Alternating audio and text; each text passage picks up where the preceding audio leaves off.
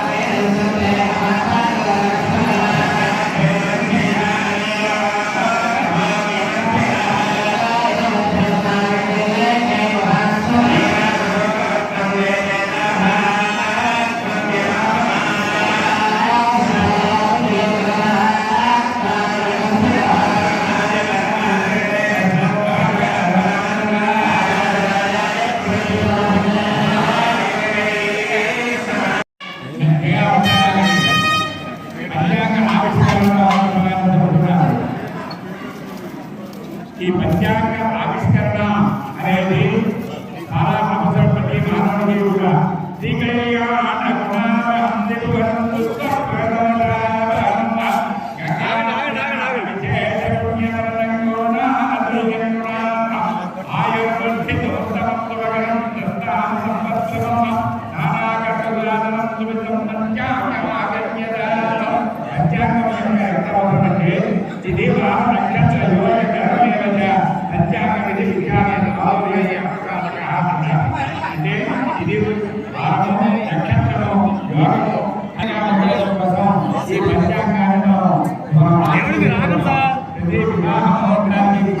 ఈ పంచాంగం అవసరమైనది.